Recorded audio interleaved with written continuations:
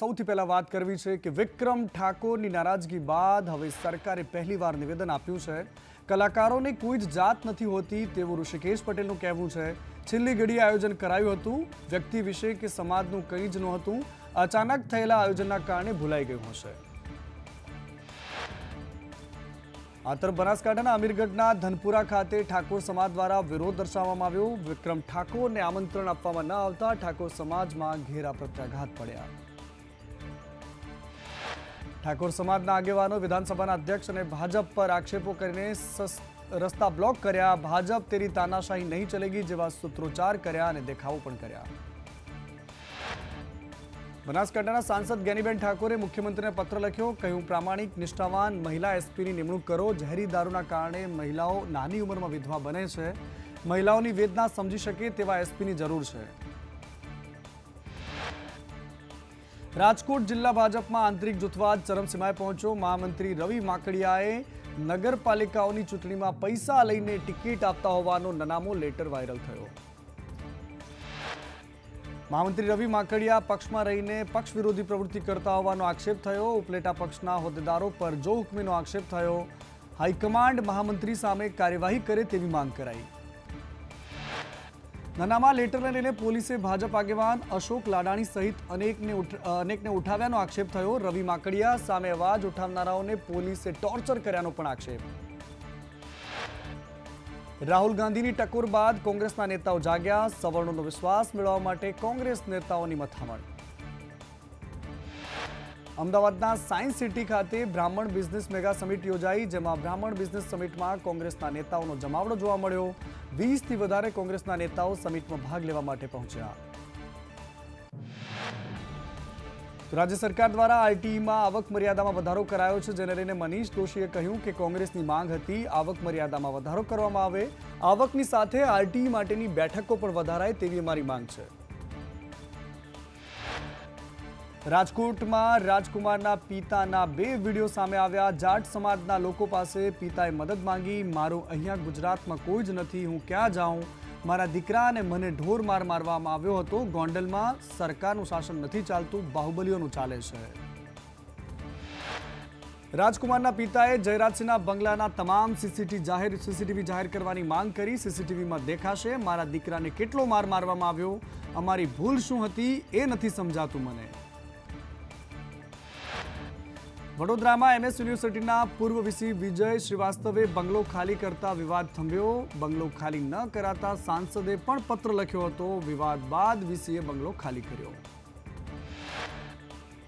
આ તરફ વલસાડમાં સિવિલ હોસ્પિટલમાં તબીબો ડીજેના તાલે ઝૂમ્યા। સાયલેન્ટ ઝોન હોવા છતાં પણ ડીજેના તાલે ઝૂમ્યા। હોસ્પિટલની કેમ્પસમાં જ નિયમોના ધજાગરા કર્યા। ગુજરાતમાં કાયદો અને વ્યવસ્થાને લઈને આમ આદમી પાર્ટીના નેતા ગોપાલ ઇટાલિયાએ નિવેદન આપતા કહ્યું કે ભાજપ જ લુખ્ખા તત્વોને છાવરે છે। ગુજરાતની હાલત તો યુપી અને બિહાર કરતાં પણ ખરાબ છે। ભાજપ નેતાઓ જ લુખ્ખા તત્વોને છાવરે છે। આ તરફ અમદાવાદીઓ માટે વધુ એક વોકવે મળશે। સાબરમતી રિવરફ્રન્ટ ફેઝ 2નું કામ પૂર્ણ થવાના આરે છે। 5 કિલોમીટરના વોકવેની 80% કામગીરી પૂર્ણ થઈ છે। ઇન્દિરા બ્રિજ પાસે 200 કરોડના ખર્ચે બની રહ્યો છે વોકવે। જામકંડોળામાં ભાદર નદીમાં હજારોની સંખ્યામાં માછલીઓના મોત થયા। માછલીઓના મોતને લઈને લોકોમાં આક્રોશ છે। સ્થાનિકોએ કાર્યવાહીની માંગણી કરી।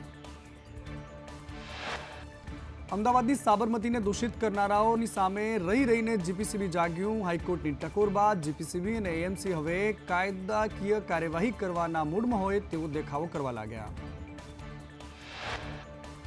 ગીરના સિંઘોડા ડેમમાંથી પાણી છોડવામાં આવ્યું। એક દરવાજો 2 ફૂટ ખોલવામાં આવ્યો। પાણી છોડતા ભર ઉનાળે સિંઘોડા નદી 2 કાંઠે થઈ। રાજકોટમાં 3 જીવ લેનાર અગ્નિકાંડ બાદ પણ તંત્ર ન સુધર્યું। 100થી વધારે જોખમી બિલ્ડિંગને નોટિસ આપીને માત્ર સંતોષ માન્યો। એટલાન્ટિસ બિલ્ડિંગ અગ્નિકાંડ બાદ હજુ પણ બેદરકારી ચાલી રહી છે।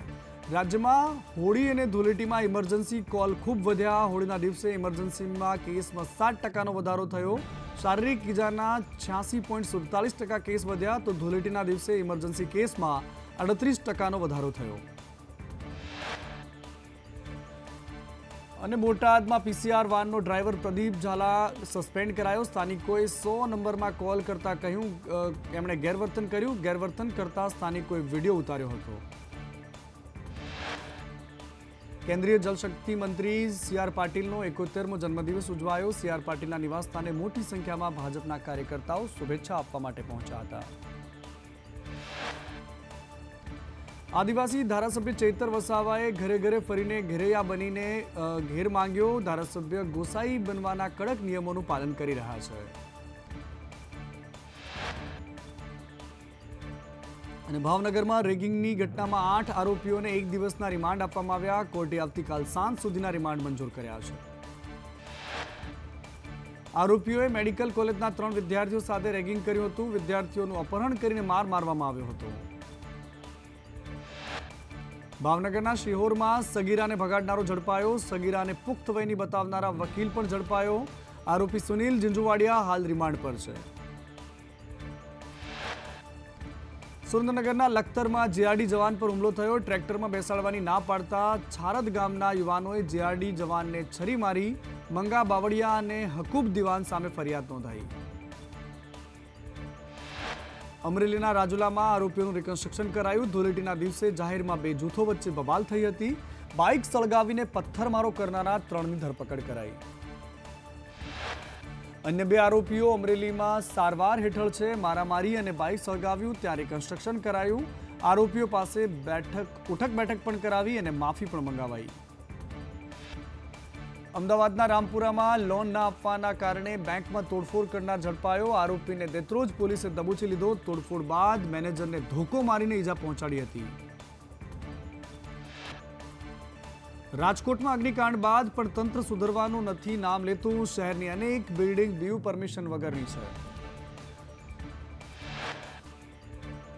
પંચમહાલના ગોધરામાં નવીન ઓવરબ્રિજ આજથી ખુલ્લો મુકાયો. નવીન બ્રિજથી ટ્રાફિક સમસ્યામાંથી મુક્તિ મળશે.